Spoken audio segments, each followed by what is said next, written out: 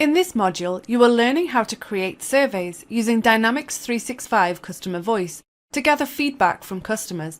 This video will demonstrate how to make changes to a survey to adjust the theme and branding to make sure it's in line with an organization's brand guidelines. To begin, we will navigate to All Projects. We then click on the name of a project to open it. Clicking on the Customization menu on the right side of the survey will provide us with some options. Next, we can open up the branding section. The theme color can be changed from the default blue.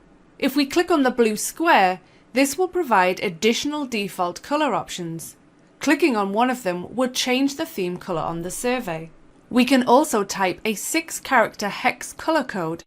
Typically, an organization has a set of standard hex codes used from a branding and marketing perspective. So checking with the marketing team is a good starting point to determine which color to use. Fonts can also be changed for both the header text and the body text of the survey. We can change from Segoi UI to Arial for the header and do the same for the body font. The text changes immediately on the survey.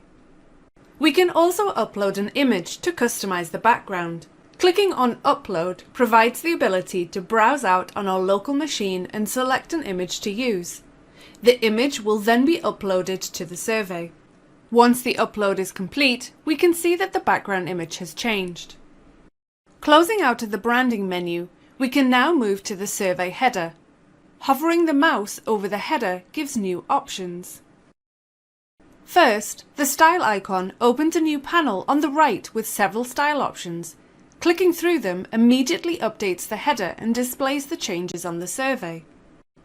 The next icon is for the theme color, giving the same control that is available in the brand theme color menu. An image can be uploaded to the survey header. This is similar to the background image in terms of the ability to add your own image, but there are also additional images provided that can be used if they are a good fit for the survey. After an image has been added, the next icon on the header will help to find the best focal point and move it around until it has the desired positioning. It can then be saved once in the right place. The next option makes adding a logo quick and simple. After it has been added, it can then be changed in terms of the size and location of where it will appear in the header. Hovering over the survey text gives the ability to also move this around in terms of being at the top, middle or bottom of the header and also being centered, left or right aligned. The survey can then be previewed to make sure it looks good on both a desktop and mobile device. The survey now fits in with our organization's brand guidelines and can be sent out and used to request feedback.